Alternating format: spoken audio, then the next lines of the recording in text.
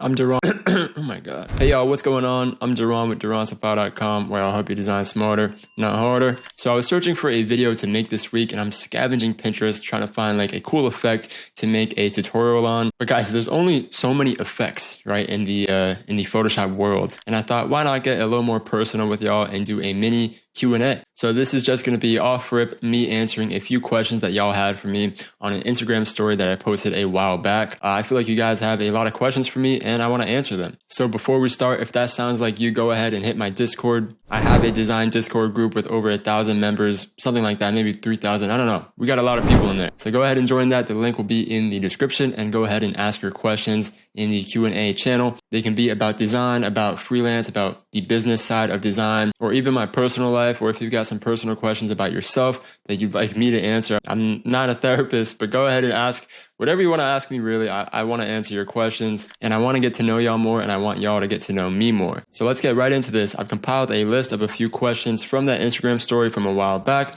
that I'm going to answer in this video right now in this video. The first question we got here is, in an alternate universe, what would I do if there was no Photoshop or Illustrator? That's quite the question, because I have no clue. Let me give you all a bit of background for me to answer this. So I've said this before on this channel. If you're a regular, you already know this about me, but I went to an art school for high school. My first 2 years of high school, I went to this school called Dash in downtown Miami, and that's where I learned a lot of my pretty much basic art fundamentals. In that school, I chose to study industrial design. So I was designing, or attempting to design, things like cars, shoes, entrepreneurial products, things for your home. I don't know, anything that falls under the category of industrial design, sort of like product design. And I don't really know if I liked it or not. They had me drawing like fucking thousands of boxes and triangles, getting the light source right and getting the shadows right. And there was a lot of work that went into it that I was just not a big fan of. But there is the slightest possibility that that is a track that I would have stayed on if I hadn't been distracted by other things. So there's a possibility that I would have become an industrial designer. I probably would have ended up honestly on the clothing side, which would have been really cool. I mean, there was a lot of resources and stuff in that school for fashion. There was actually a fashion sort of subset, I don't know what you'd call it. So maybe I would have still ended up doing some sort of design fashion wise, maybe entered the streetwear realm like I did anyway. But that's not what happened. What happened was I went to a new school after 2 years at that school, and this new school was the complete opposite school. It was nowhere near centered around the arts or design or anything like that. It was actually like a strictly academic school. And I did like that. I always had a passion for sort of things in the STEM category. I really love math. At some point, I wanted to be a physicist, which I don't know what I was thinking. I think my brain would have been completely rotted one physics class in. But yeah, so around that time, I was sort of juggling what I wanted to do in the STEM categories. So I considered things like engineering. I also considered going into maybe the chemistry field. I just wanted to be like a scientist. I thought that was really cool. And it is really cool, but probably wasn't for me. But around that time is where I sort of entered more into the design realm, and I got really into graphic design, and it became pretty clear to me around my senior year that I could make a career out of it. So I kind of put everything else like under the carpet. Like I didn't pay much attention in school after that. It was a dual enrollment school, so I had my high school classes and my college classes, and in the same day I was taking both. So in every single one of those classes, including chemistry, which I did horrible in, because I would go there and I would take out my laptop and I would start taking notes, and then about five or so minutes into taking notes, I would open up Photoshop and I would just start designing. And so it was just clear that that was what I wanted to do going forward. It is what I had the most intense passion for. And I kind of knew that before that point. I got into design in Photoshop really early on when I was like 12 or 13, doing fucking Minecraft and Call of Duty banners. So I always kind of had a knack for design and I really loved it, but I never knew that that's what I was going to do career-wise. Eventually, that's the way the cards fell. If that didn't happen, if there was no Photoshop or Illustrator for me to mess around with while I was in my class, or actually just Photoshop, because I hate Illustrator. I don't use Illustrator. So if there was no Photoshop for me to mess around with at that time, I probably would have stayed on track in the STEM area. And I didn't really like chemistry. I found that out pretty early on. So I truly think what I would have done is got into computer science. I love computers. We know this. I'm a graphic designer. I've been on the computer as far back as I can remember. I damn near came out the womb with a laptop in my hand. It always intrigued me, not just the fun stuff that you can do on the computer, but how a computer works and how all these programs work. Even back when I was 12 or 13, or maybe even 11, I think I was in elementary school or middle school, I kind of dabbled This is like, if you know programming, this is like, all right, don't even mention it, right? But around that age, I was messing around in Visual Basic, which is like sort of programming. It's like baby coding, given I was like 10, 11, so kind of fit for that point in my life. But I remember loving it, and if I had the time or the passion and I wasn't so burnt out in my later high school years and going into college, that's probably something I would have studied and got into anyway. So that's the answer to your question. If there was no Photoshop, I would have become a dirty programmer. I would have been still on the computer all day. Next up, we got, what hair products do I use? All right, so I've been gatekeeping this for so long. I don't want to tell you guys. I use the Mixed Chicks leave-in conditioner and Weedad humidity control gel, and I do that all in the shower. Maybe at 100K, I'll make a hair tutorial. Hair design. All right. Next question we got, where do I see my art in 5 years? This is a really good question. 5 years ago, I would have not known what my art would look like right now. I would have never guessed it, actually. 5 years ago was what, 2019? So that's just about when I started really getting into design. And if you saw my designs from back then, they just look nothing like they do now. I've kept some little stylistic traits, but the whole vibe has shifted. So who knows, maybe I'll have a complete other shift in style within the next 5 years. And I just have no idea what that'll look like. But what I'm hoping my art looks like in 5 years, or what I'm wishfully thinking, is that I finally get into 3D. I have a little experience in 3D. I used to do it a lot more back in 2020, 2021. In my really old artworks, I had some Cinema 4D magic mixed in there. I used to experiment a lot with 3D and with Daz 3D, which is like this character posing program. You might know about it if you do 3D, but 3D has always interested me. And if I actually took the time to learn the actual intricacies of things like Cinema 4D, or maybe even Blender, I'll pivot into because it's free. And Cinema 4D, I don't know how much longer I can crack that thing for. That shit is expensive, bro. Yeah, I might go for the donut tutorial in Blender. That's probably where I'll start out at. But I really hope that I get into 3D and create a sort of new style, or mix that with my current style.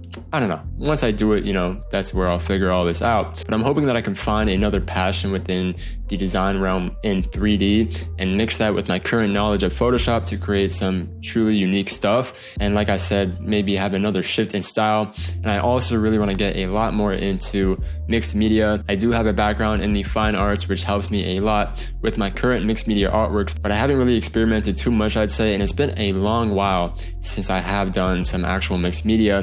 These are a few of the mixed media pieces I've done, and I really love them all. And I feel like it's a great way to express myself in terms of art and design that's not really related to merchandise design, because there's really only so much that you can put on a t-shirt. And that's one of the problems that I have with my current design workflow in terms of my personal work, is that most of my designs are oriented for t-shirt graphics or like a poster, which is kind of limiting in terms of expression, I'd say. So hopefully I'll get into 3D and more into mixed media, and maybe combine those two together to create some really cool stuff, and maybe combine that with my current style, my current workflow, or maybe even abandon it entirely. We'll see what goes on, but stick with me on this journey so you can see what actually happens. Let's see if I stick to my word of actually learning Blender or a 3D software and experimenting further on the mixed media front. So yeah, 5 years time, I'm making some cool shit, hopefully. Okay, the next question is, how do you build your own style without knocking off anyone? This is a loaded question. So the short answer I'm gonna give you is, you can't really. I went over this in one of my videos where I explored the question of how I created my own style and how you can do the same. So if you really want a long-winded answer, go check out that video. But for now, the answer is, I don't think you can. I think your style is a mix and mash and a soup really of all the influences you gathered over time and all the things that you find look pretty and are appealing to your eyes. Most of the designers that you admire for their style didn't create it by sitting in a dark room and just thinking of a cool style to come up with. They did it by analyzing and taking notes from all the designs and the designers that they like, and putting their feet in other people's shoes design style wise, and finding something that works for them and building off the foundation really that others have built. The way I see it in the art and design world, everything is derivative. Everything is a product of something else in a mix and sort of chemical reaction, if you will, until something new forms out of that. So you might look at my work now and think that I have a distinct style. To me, it doesn't feel that way because I know where all my influences are and I know what they came from and what they're built off of. But as you can see from a third party's perspective, that is my unique style. And when I was started out, man, I did a lot of copying. I'm not even gonna lie. I did a lot of stealing from other people. Imagine that fucking Pablo Pablo Picasso quote of stealing from other artists just on the screen right now. How does it go? Good artists copy and great artists steal. Obviously, that's like a bad piece of advice if you just look at it on paper. But if you look deeper into that question, really, he's right. The best way to explain this too is by thinking of music.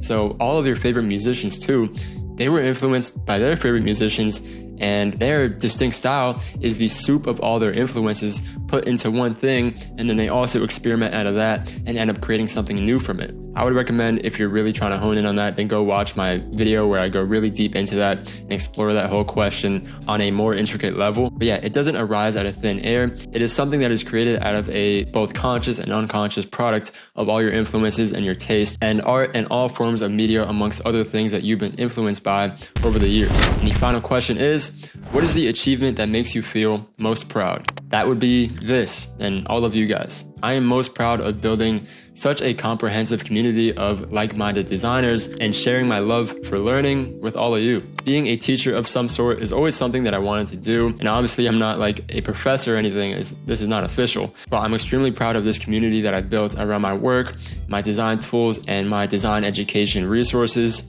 It's extremely heartwarming to know that I've helped you guys be able to express yourself through designs and create artworks that you never thought you could make and that you can be proud of. Sometimes I get DMs from y'all telling me how much I've helped you in your design journey, or how I've reinvigorated your spark for design, or just thanking me for helping them learn and navigate the tides of the design world. And it just feels so good, and it's so empowering and heartwarming to receive messages like that. Sometimes I underestimate just how much a simple video can help someone express themselves within design. So it's really cool to be able to do that for people and for y'all. And that proud feeling that I get from feedback from y'all telling me how much I've helped you is just half of the story. The other half is how proud I am of myself for actually showing up and doing this. It's been over a year since I've committed to doing these YouTube videos weekly, and it hasn't always been easy. It's not my favorite to get in front of a camera and talk to and be perceived by, almost 70,000 people subscribed to my YouTube channel now. I've been pretty shy and sort of kept to myself my whole life, and getting out there and doing these videos has helped me sort of burst that bubble, and I just couldn't wish for a better outcome. I think y'all have been super supportive, and I love hearing everything y'all have to say about these videos. So yeah, it's been quite the ride. It's been easy at times, it's been hard at times, but I wouldn't have it any other way. And to me, even helping one person is an achievement to be proud of. So helping upwards of 80,000 people has just been amazing. All right, that's all I got for y'all for today. Let me know if you want more of these Q&A videos. I really enjoy doing them. I get a lot of questions on the daily, so a format like this can really help me extend my reach to more people and maybe answer some questions that you already had for me. So I'm excited to answer more of them. Go ahead and join that Discord. The link is in the description. Ask me whatever questions you want to ask me, and I'll be back for another one of these very soon. Peace out.